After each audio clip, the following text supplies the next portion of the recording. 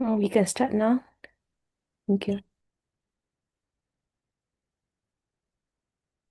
Thank you very much, Manvi and Ahai, for organizing the meeting, for preparing the Google Calendar invitation. I think that's great that we are clear about the time and about the link as well. And we can start. So today we will be talking about Guttila Jātaka, which is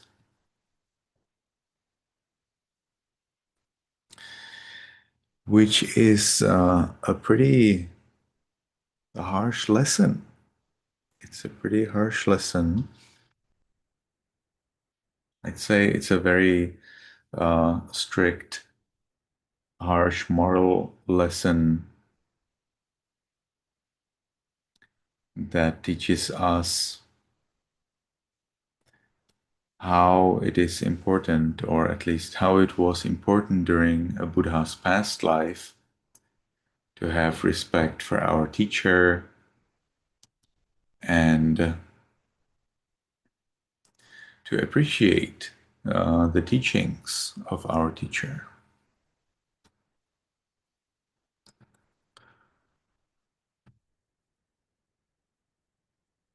So in the Buddha's time, we read in the Jataka that Devadatta,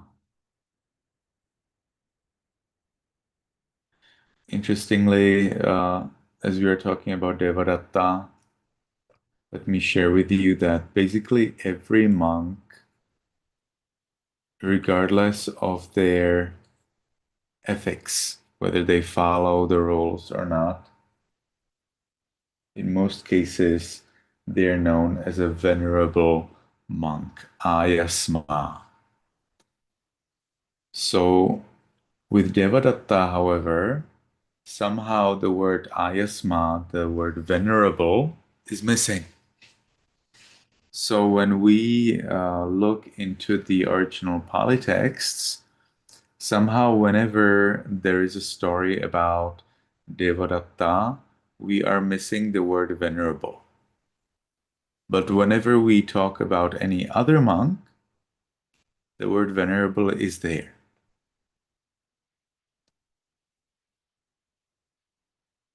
However, the great master Yoseyado from Myanmar, who is believed to have memorized, who actually passed his exams long, long ago for having memorized at least 20 of the 40 Tipitaka books, suggests that we actually say that he is Venerable Devadatta. So that's an interesting point regarding Devadatta and the way how the ancient masters were recording the stories. So Devadatta, or Venerable Devadatta, in this story is suggesting that the Buddha actually is no way worthy of any specific respect or gratitude, because all of the attainments that Devadatta achieved, and in fact Devadatta did achieve very deep levels of concentration known as jhanas or absorptions. Devadatta made his own effort to achieve them. Okay, so we see here a little apparent contradiction in the scriptures, where on one hand the Buddha says atta hi attano natho in Dhammapada, that we are all our own refuge or leader, but at the same time we are supposed to have respect towards our teacher, to appreciate, to have gratitude towards our teacher. And here, Devadatta apparently was also confused about that contradiction, and he decided that he will be concentrated only on the verse Attahi Attano Natho. He is the one, he is the leader of himself and no one else, and put aside the seemingly contradicting teaching on respecting one's teachers. We will learn about respect towards our teachers in Singalovada Sutta, also known as Sigala Sutta in Digha Nikaya. So Devadatta is telling his friends, the other monks, that the Buddha is not his teacher at all. And the monks, they try to dissuade him. They say, but the Buddha, he taught you how to achieve deep levels of concentration, right? Devadatta even achieved psychic powers which are extremely difficult to see today in this world. For example, disappear and appear somewhere completely else, or levitate, fly in the air. Those were powers that Devadatta had. That's historically recorded in the Buddhist scriptures. So Devadatta explained, no, I had to work hard to get them myself. And so monks were a little disappointed that he does not appreciate the effort that the Buddha made, the time that the Buddha spent, the compassion that the Buddha had towards Devadatta, and thus sharing with Devadatta a very deep, very rare, and very effective knowledge and guidance. So the monks were then talking about Devadatta's ungratefulness, and the Buddha, as he visited them, as the Buddha would commonly visit the monks in the evening to discuss Dhamma, to share with them some new knowledge, to give them new instruction, the Buddha said, this is not the first time that Devadatta has decided to compete with me. And so the Buddha started to talk about his past life. Usually in these cases, it would be the monks or the layperson, if there is a layperson, who would plead the Buddha to share the story that the Buddha alluded in that situation. Okay, and in this story, we learn about Musila. I think that's interesting that we know about Musa. Musa is the goddess of artistic inspiration in European cultures, and here we have Musila, who is not so inspirational though, but he's also doing something with art, but it may help you to remember his name. Musila, Musila. And Musila is a musician. Also, you see from the word music, we also have there the M-U-S-I portion. So Musila is a musician, but he's not as successful as the purported goddess. And when there is a festival, he is invited to come and play his lute. Now, in these pictures, you will commonly see a lute, which is rather Western style, not really the Eastern style. The Eastern style of lute looks much different, and I will show you later. So here, this guitar-like lute has the very characteristic that it can be tuned, and it seems that Musila is not really skilled in using his instrument, and as he is trying to make the people happy, he is not really successful. So they're not listening to him, and he's trying to tune his instrument. And as he's tuning, that also doesn't work. But then the people say, you know what, we actually know here, Mr. Guttila, the Buddha to be, who is a much better musician. And Musila here somehow, interestingly, is showing humbleness. Instead of saying, "Oh, you guys, you're foolish. You don't really understand what's the right art." Musila here, interestingly, is showing a very good characteristic, and that is humbleness. He says, "Oh, that's interesting. I would like to meet with Guttila and learn from him." So this is actually a good characteristic. So we do have here Devadatta, who was stripped from his title Ayasma, venerable. We have here a lutist, if that's the way to say it, or guitarist, who is unable to really play, and who later we will see is already expected to be evil, but he somehow has a good characteristic of humbleness in the beginning. Could be perhaps the shrewdness instead, which sometimes looks like humbleness. So he is somewhat clever to find out how to get what he wants. So the people, they trust him and they show him where Guttila lives. He goes to Guttila's home, but Guttila is not at home. Okay, something from the real world. So in the real world, when you search someone, usually you cannot find them or you cannot get to them. They won't speak with you.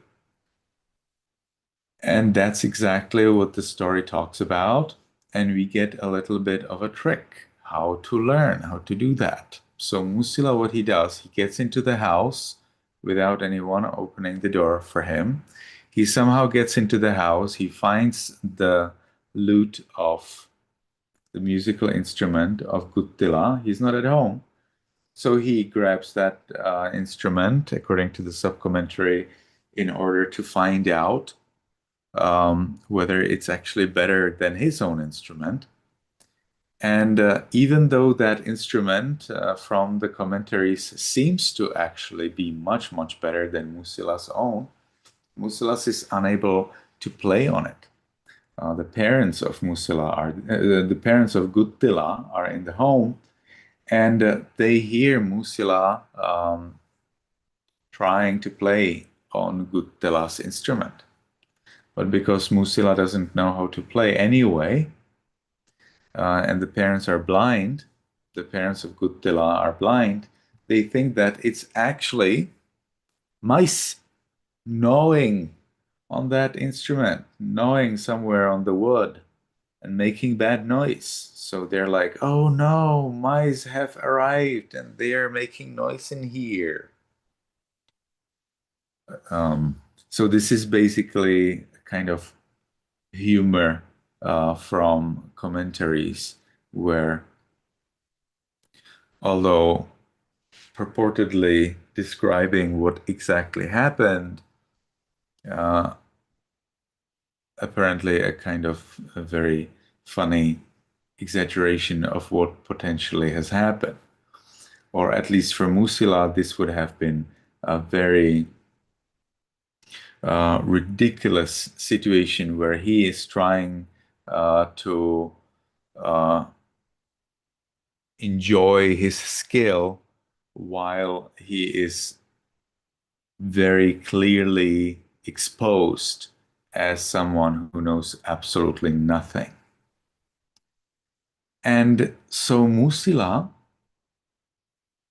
meets the parents of Guttila and they tell him, well, you know, Guttila is not here yet, so we probably have to wait. And then Guttila arrives. He can see from the bodily characteristics of Musila that Musila is an evil person. which I think is an interesting thing, but we do not get these bodily characteristics that reveal you as an evil person described in detail in the story, which I think is a little sad. But anyway, that's what we get. And so Guttila immediately rejects Musila. It's like when you apply for a course with a real teacher, and the teacher says, "No, I don't have time. No, I will not teach you," but genuinely, not in order to check you are whether you are perseverant, whether just to make sure that you're an enthusiastic student. Here, Guttila strictly rejects Musila as a potential student because Musila looks evil. And Musila applies a trick. So here we are learning a trick how to make a teacher to teach us how to do that. So Musila is talking to Guttila's parents. Parents are persuaded by Musila that Musila will be a good student. So the parents then plead Guttila to teach Musila. So that was the trick. And it actually worked. You see, the Buddha to be himself doesn't even have enough power, even though he would love to have that power, to reject a potential student. The parents of Guttila plead Guttila so much that Guttila gives up and decides to accept Musila as a student. And Guttila teaches, and when Guttila teaches, he teaches responsibly. So Guttila teaches Musila everything that he knows. Teachers without withholding anything in his fist. So basically giving everything he has, all of the knowledge he has, he teaches Musila. And then we see Musila's true colors. So Musila then turns to be the real Musila. He comes up to the king, with who he already has a relationship through Guttila, because Guttila actually is a royal musician. The Buddha to be is a royal musician. He plays for the king. And Musila persuades the king that Musila is as good as his teacher, which logically seems so. Like today, we would not even ask that question. Today, it seems to be absolutely obvious, but somehow in the Buddha's time, the culture was different. So you might be a little confused, and I'm of course a little confused because the only tradition that I really can observe is the modern tradition. But in the Buddha's time, the tradition was different. Okay, when the king learns that Musila is ready to play for the king decides to reward Musila regularly for his job. Okay, so this is their profession, this is their job. They're supposed to get money. The king is ready to pay Musila for his playing. While Musila, and really we will learn here, that is the recorded situation or fact.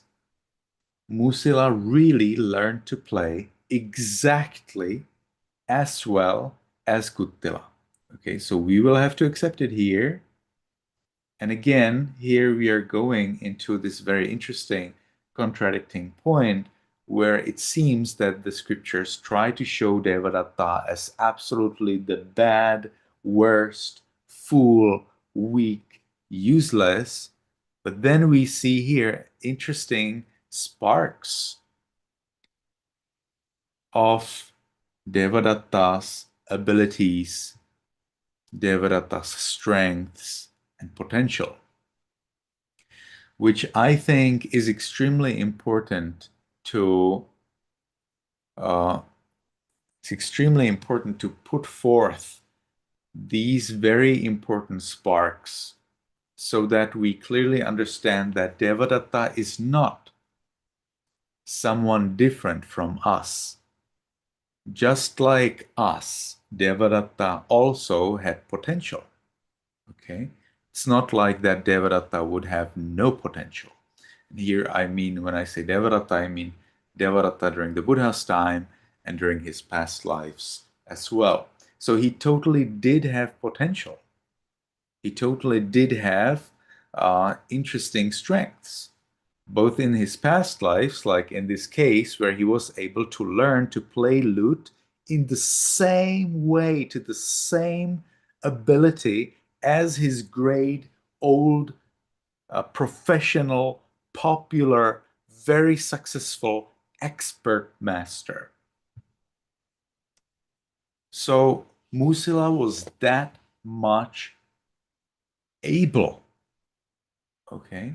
He was that much able, and he learned that art of playing lute to the same level as his master. It's extremely important to realize this so that you better understand this story. So Musila, however, is offered by the king half the wage than his teacher. Okay, so it's like you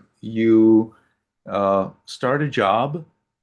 Okay, you have to learn. The people on the job will teach you. They are getting, for example, $30 per hour, whatever, $30 per hour. That's their wage. And then, but with the king, probably they would be getting, for example, $2,000 per hour. And then, as they're getting $2,000 per hour, they will teach you the art. You will master to the exact same level,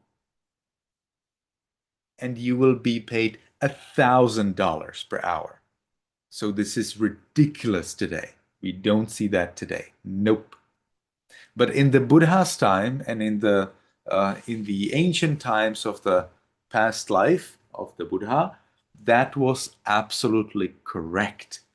The student would not be expected to get as much money as his master, even when the student mastered everything, anything and everything that his teacher knew. And he would be able to fully exhibit it and show it. So Musila somehow was maybe knowledgeable of the modern times. Who knows? Or maybe the modern times are inspired by the Musila's character. That could be also a thing. Potentially, Musila would actually be getting the full pay when his master would pass away, when Musila would get older, maybe after 20, 50 years. That we don't know. That's just my own idea. But definitely Musila, as a beginner there in terms of experience, was supposed to get half of the wage. And that is actually what we see today in the modern times. You may learn a profession in the perfect way as the teacher, but you will be getting lower wage because you don't have the years of experience. But the king doesn't talk about the years of experience, and the king does not promise that in the future Musila will get as much as his master, something that we will always hear on the job today. So Musila is disappointed. He's like, well, that's not fair. If my teacher gets $2,000, I should get $2,000 per hour as well. And that was an example. We don't know how much the king was supposed to give. And so Musila explained to the king, I actually can play exactly as well as my master, make uh, make a competition or make an exhibit, organize an exhibition where I can show it to you. And the king says, okay. And the people come there as well. So the teacher finds out and he is a little bit sad, or not a little bit, very sad, because he sees there's a problem. So on one hand, the teacher,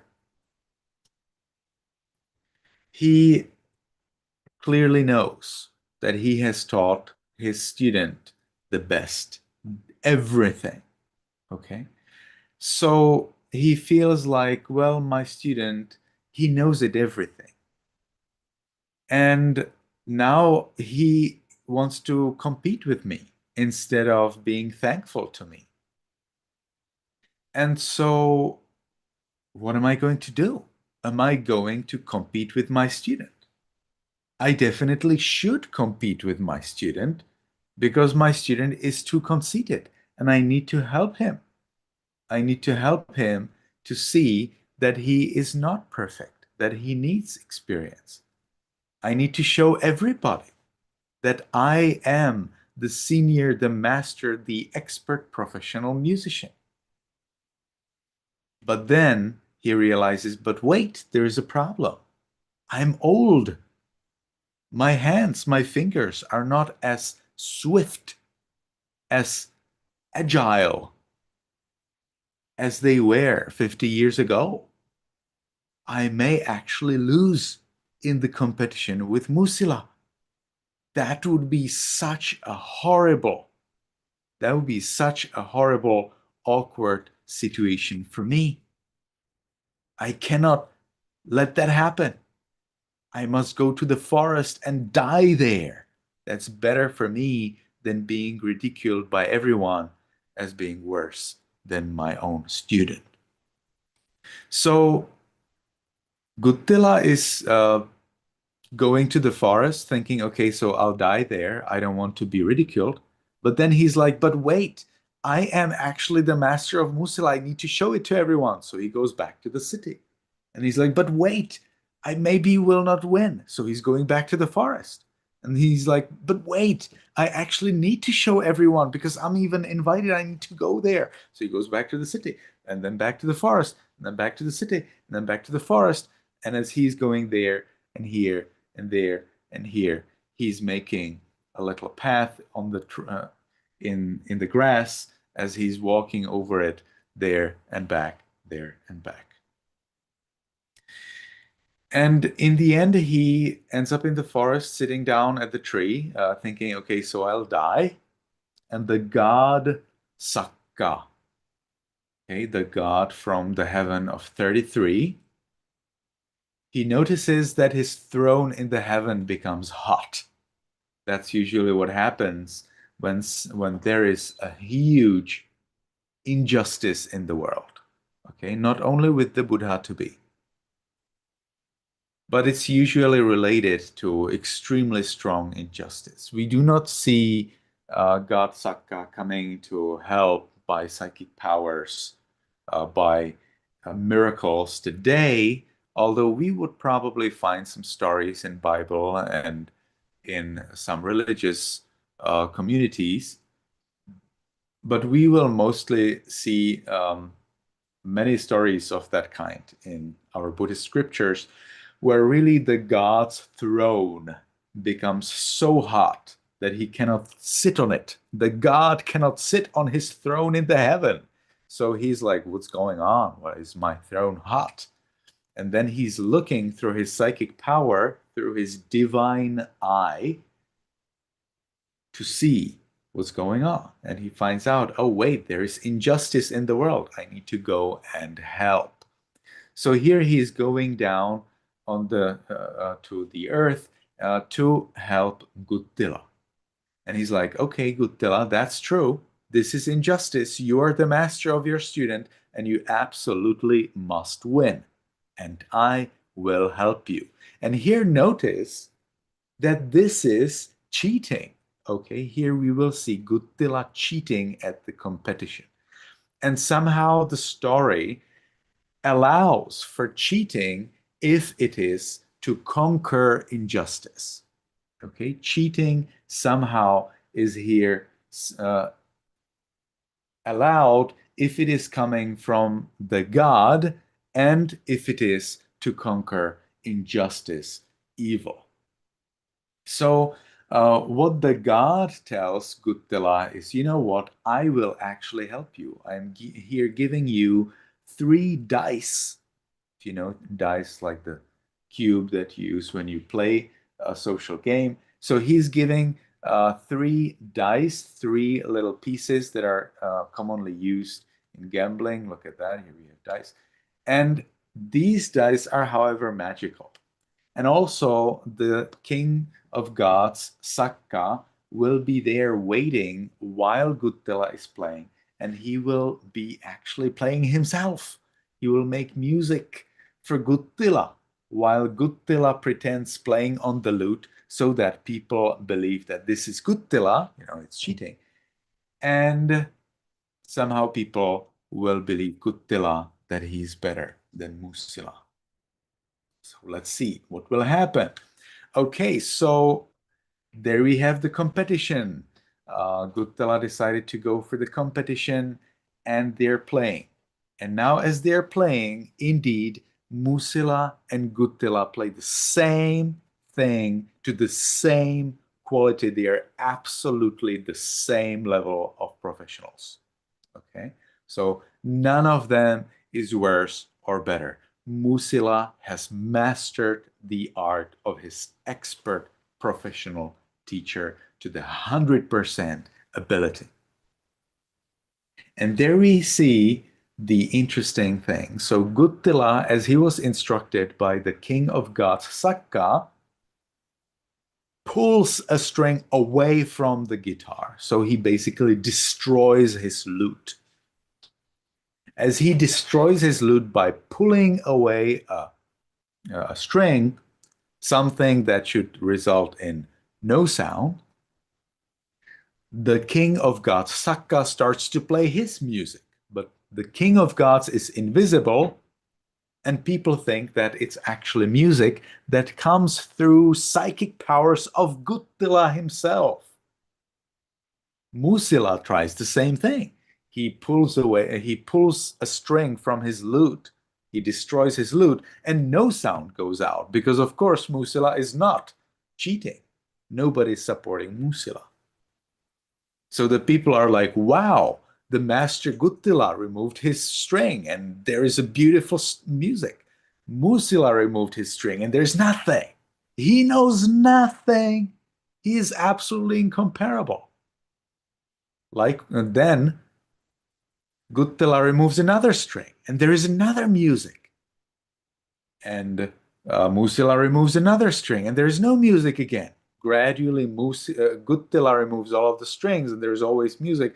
Mussila removes all of his strings, and there is nothing. He's ending up with a piece of wood in his hands, while Guttila is holding his lute without any string at all. He's pretending, playing on his stringless instrument, and most beautiful heavenly music is heard.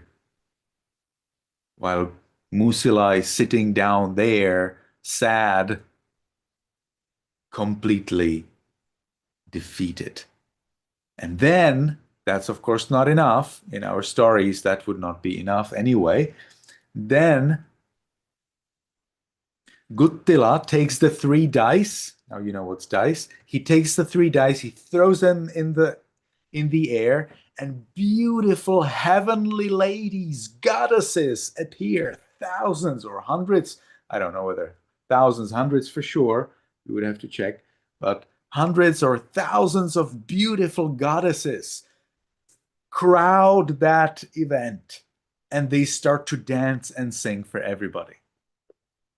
Okay, so now here everybody sees, wow, Guttila is not only professional expert musician who can play by destroying his instrument, and who can play on a piece of wood that doesn't have strings, but he also has power over goddesses, over hundreds of goddesses.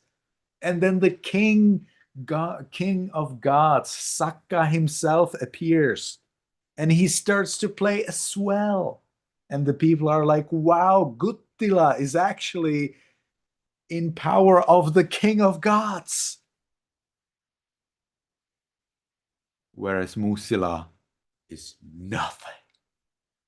Absolutely useless. He knows nothing. He can do nothing. And so people are so disappointed. They're like, this is such an injustice. How can Mussila ever think that he could be better than Guttila? How can Mussila ever think that he could compete with Guttila? Musila is such a fraud. And there we get the harsh lesson. They beat Musila to death. Literally, the crowd kills, murders Musila for the injustice that he prepared. The killing is not commented on by the subcommentary. So we do not really know whether the killing was right or not. The subcommentary doesn't explain the commentary either. The scriptures do not explain whether the killing was right or not. And we would have at least one more story in our scriptures where injustice was resolved by killing. Okay? But that doesn't mean that killing is right. That's just what people in those times did. So here we need to learn in the correct way. Okay? Dhamma needs to be taken by the right end. So the Buddha gives a simile to his teachings. The Buddha's teachings is like a poisonous snake. Poisonous snake is dangerous. So the Buddha's teachings is dangerous. Okay, usually teachers will not like to admit it to you because they want you to follow the teaching and that's it. But the reality, or the Buddha's explanation, is that the Buddha's teachings is dangerous. It is like a poisonous snake. Usually when you see a poisonous snake, especially if you're coming from Asia, you will run away. In the West, when we see snakes, we do not run away. So I do not exactly understand what makes you run away when you see a snake. But in my case, when I see a snake, I'm like, wow, that's interesting. What can I do with the snake? What can I learn from the snake? That's me, Jansen. Okay. So I guess the Buddha, when he gives that simile, he gives it probably to people like me who do not run away immediately as they see a snake. Because you are definitely not supposed to run away whenever you hear the Buddha's teachings. And the Buddha's teachings is like a poisonous snake. How is it like a poisonous snake?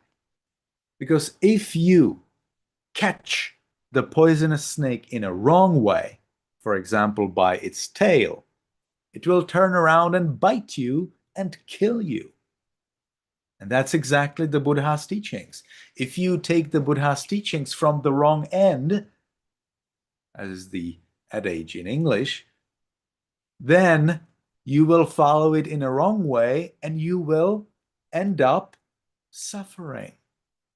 Okay, so we need to be careful when we study the Buddha's teachings and take it from the right end.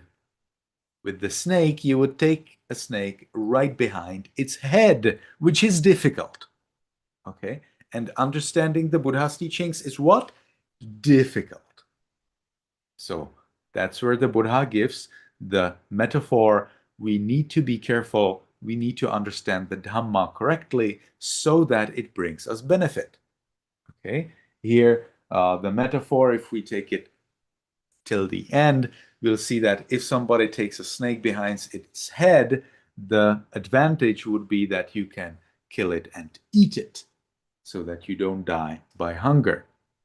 But of course, this is a metaphor and it's made for wise people. Okay, in the commentaries, we clearly learn that a metaphor is understood by wise people. Okay? Oftentimes, when we give metaphor and we have a fool, the fool is taking the metaphor round and they don't understand, and they themselves are ridiculous. But a wise person understands a metaphor. That's what we learn from our scriptures. And I hope that the audience here today is made of wise people who clearly understand, aha, this is a metaphor. So the Buddha's teachings is dangerous if you misunderstand it, but it is very safe and very helpful if you understand it.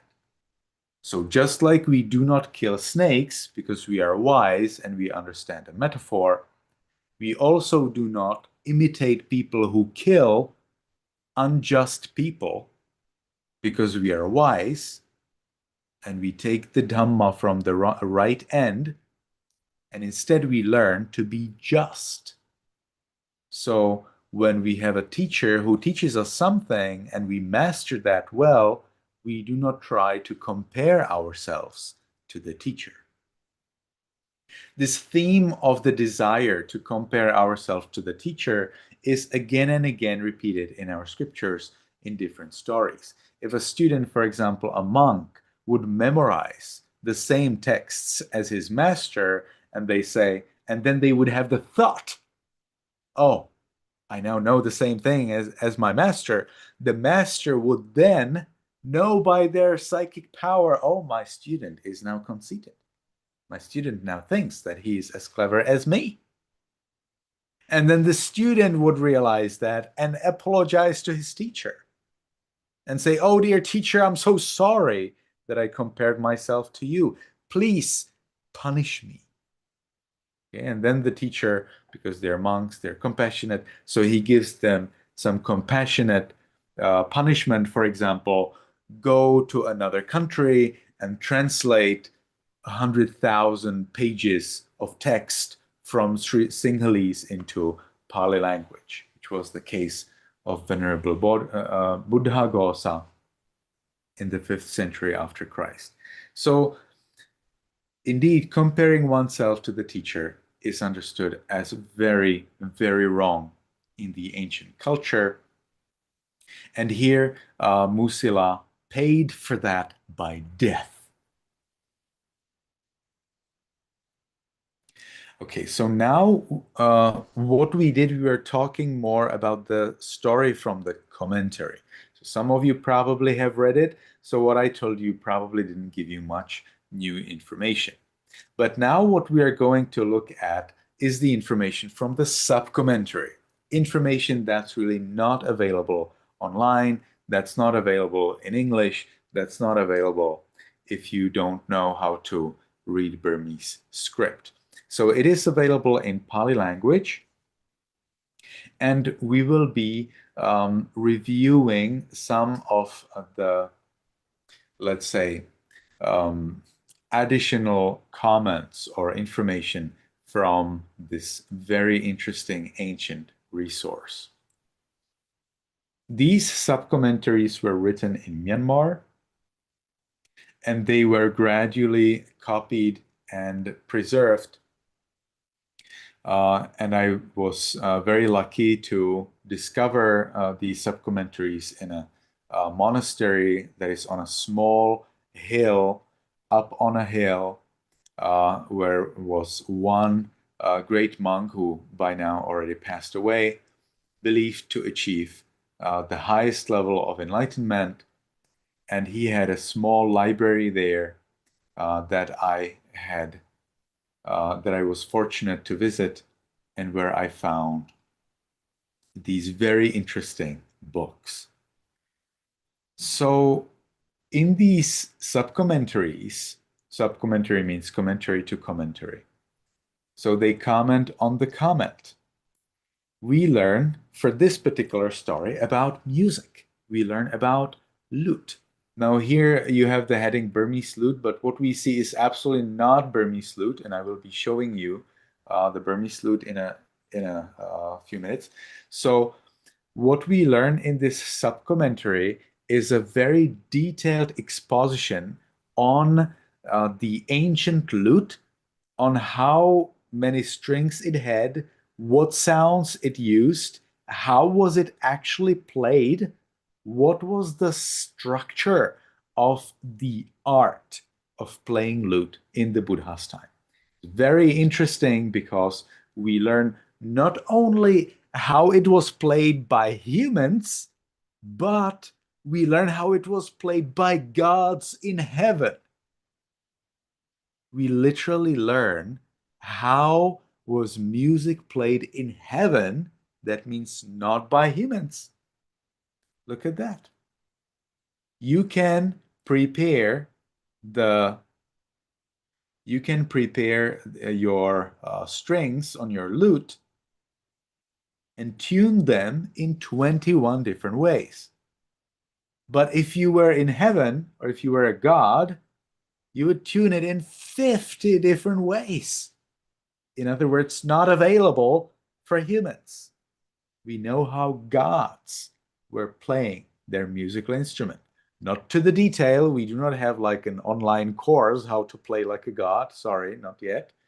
But at least we have some insight into what they were doing. These were 50 even tunings. That means there were 50 tunings that were beautiful, that were very nice to hear. The strings. So today you will learn, today when you learn music, I will jump here. Let me see over here. Today when you learn music, you will usually learn the tones as do, re, mi, fa, sol, la, ti, do. But in the Buddha's time, they did not have do, re, mi, fa, sol, la, ti, do. They had usabha, devata, chhajja, gandhara, majjhima, panchama, nissada. Okay, but it's the same thing. It's the same thing. And somehow AI provided a comparison. So it's AI, so it can be wrong. Be careful about that. But still, it's a comparison, and that's the best I have for now, to the present day tones. So we have usabha, tone D, or re, devata, a, la, chajja is si or do, gandhara is e or mi, majjhima is the tone F, fa, panchama is tone G, sol, and nisada is the tone B. These are the names of the strings or names of the tones that the strings emit when you play them separately. Okay, so this way we have re, la, do, mi, fa, sol, ti. Again, this might not be correct, it might not be accurate, but that's the best we get for now. So what we learn is that in the Buddha's time, these tones, while they were not called by do, re, mi, fa, sol, la, ti, do, they were called by names of animals. Yeah, they were called by names of animals. For example, you have the bull sound. Okay, the bull sound. So that would be the D sound. A D sound is the bull sound. Sounds a little ridiculous today, but anyway, that's what we get. The others are not really named according to the animals, but they are understood according to the animals. So for example, panchama, which would be here tone G, is understood as the sound of a cuckoo. Or tone C is understood as the sound of a peacock. Okay, the peacock sound, or the sound of our nose, teeth, ligaments, palate, tongue, and throat. I hear some spelling mistakes, but the main point here is that the sounds in the ancient times were coming from everyday experience with animals and with our own body. Okay, so we have, for example, devata, the sound A or la, which sounds like when the horse is neighing, or nisada, the sound B, is sounding like the sound from the elephant. And here notice that the highest tone, D or re, sabha, is from, oh wait, that might not be correct. I'll have to check here. Okay. So here, the highest tone, chajja, is like the peacock. And the lowest tone, nisada, is like the elephant. So it actually makes somewhat rationally sense. Indeed, the peacock makes a higher sound than the elephant. Okay, so that's a very interesting peek into the history of sounds, music. And the sub-commentaries further explain things that I cannot understand because I'm definitely not knowledgeable in music, to this level at least, and absolutely not for the lute instrument. But we learn here that there were several scales, that there were several microtones, and we learn details about them. Okay, so now what's the lute? So I personally believe that the Burmese lute is actually the closest to the lute in the scriptures. Why do I believe that? It's because most of the Burmese traditional things are very directly inspired by what's in the scriptures. So that's why I am very much biased towards the Burmese culture as the explanation, as the illustration of the ancient Indian culture. But of course, it doesn't mean that this is correct. It's only the way how I see the things. So here we see the lute in Myanmar. This is the traditional Burmese lute known as sao kao. But this is an ordinary lute. Burmese people have evolved it into several different shapes, like one with wings, or one with an image of a dragon, or yet another with an image of an alligator, or whatever you would call that. So traditional Burmese lute, sao kao, is, I believe, closest to the instrument of the Buddha's time. And when we look very closely, there should be a way to tune that lute. And it definitely does not have 7 strings. Okay, so that's where this lute is a little bit more intelligible in the sense of the story, though. And I've heard that, yes, here, this one might be closer to 7 strings. It seems it actually does have 7. 1, 2, 3, 4, 5, 6, 7. It seems to have 7 strings. So definitely there are traditional Burmese lutes with 7 strings. And I have heard that it's extremely hard to learn to play that. Okay, so let's continue. We basically covered this slide, so we can continue to the other things. We have last 5 minutes, so I'll be going through some very interesting things in the sub-commentary, which are rather easier to explain. So one is, what is the origin of a man? And I think this is very interesting because different cultures, different people see the origin or the purpose of a man in different way. And the scriptures here are very encouraging. They say man is the one of abundant mind. The person, they're the living beings who have special potential, high potential for mindfulness, high potential to be brave, and high potential to become monks. Because no one who is not a human is allowed to be monks. All monks must be human. See, fitness for a holy life. So humans are definitely best suited for the path towards enlightenment. There are some other definitions of man. This one is a Hinduist definition, or we could say Brahmanic definition.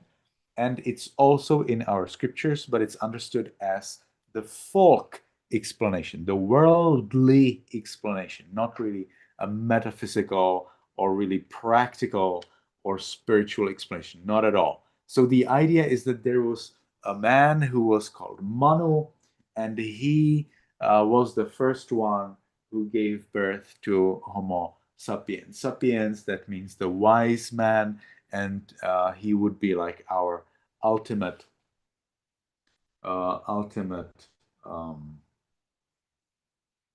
forefather. Okay, but that's not really helpful. How's that helpful to us? That's not really helpful. So instead, there's a more helpful explanation, and that is that man, manussa in Pali, actually means that we are those who have the potential for mindfulness, bravery, and holy life.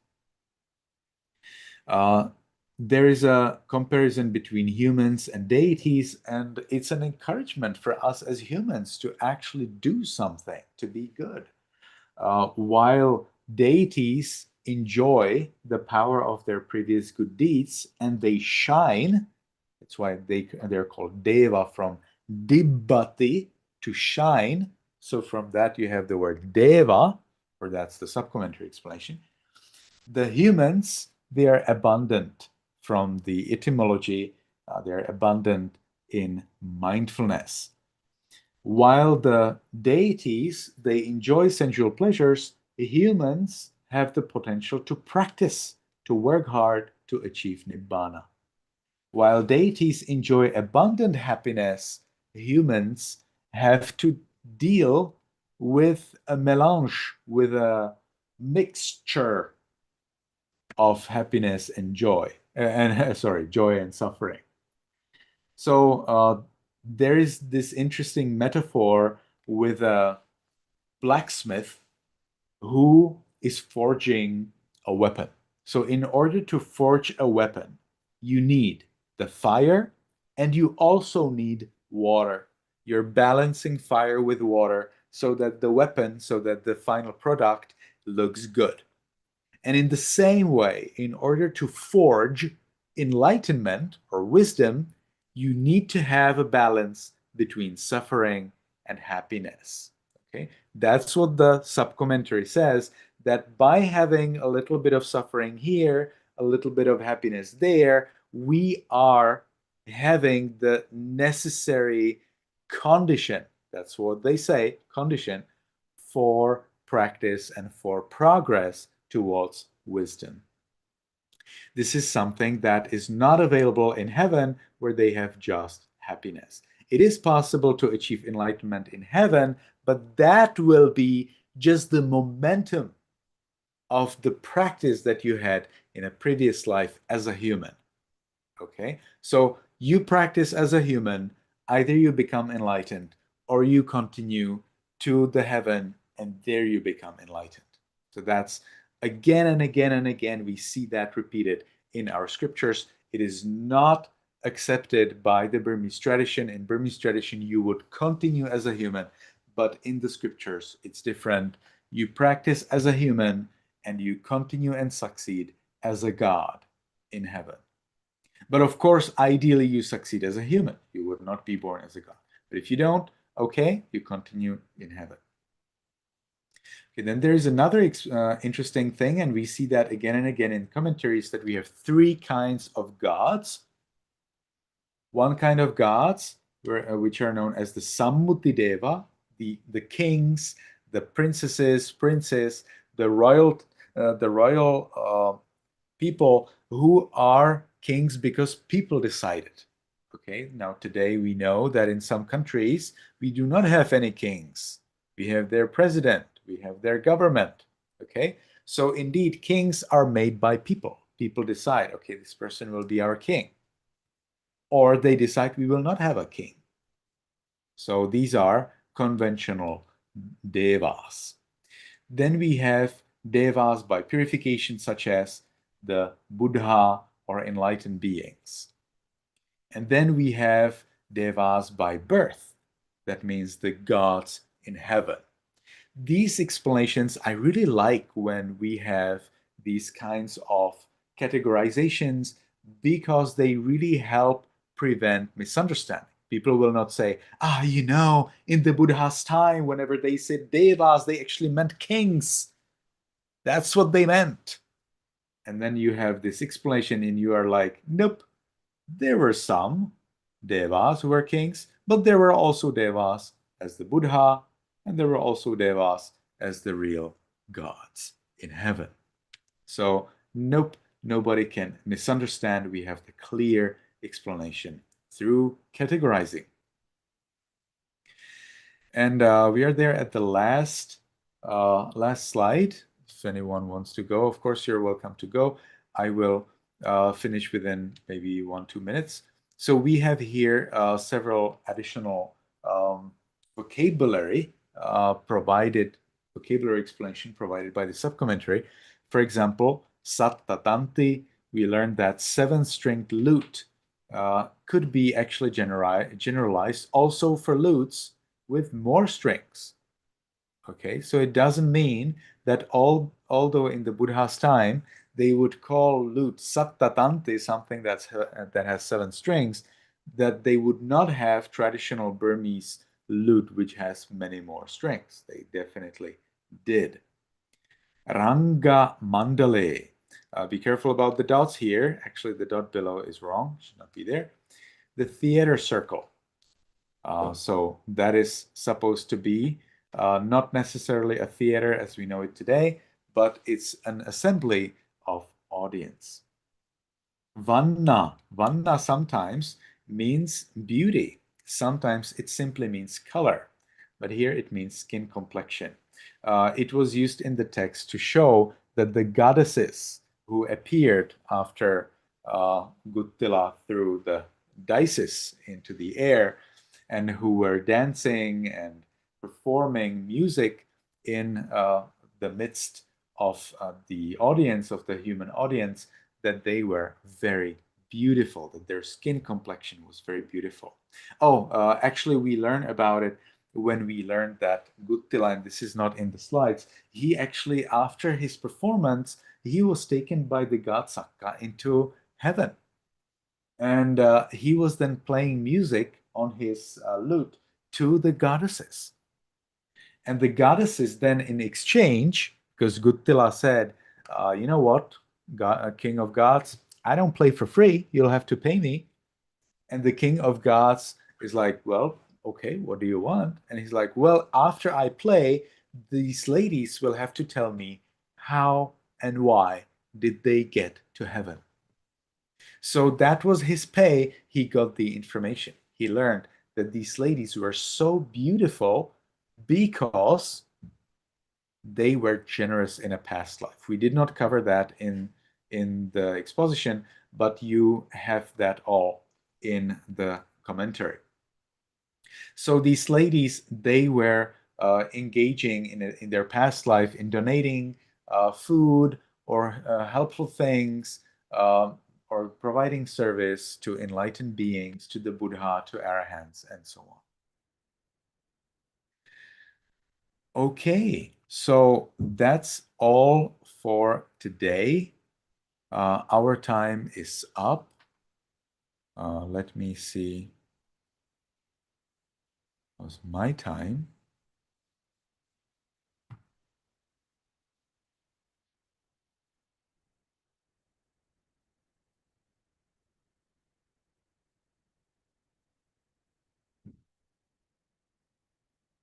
Let's see over here. So I have now a meeting somewhere else, so we will have to run away. Thank you everyone for coming here. If you have any questions, we have our group in WhatsApp. Some of you have other contact to me as well, so you can always send me a private message. Please send me questions by private message, and I will answer them.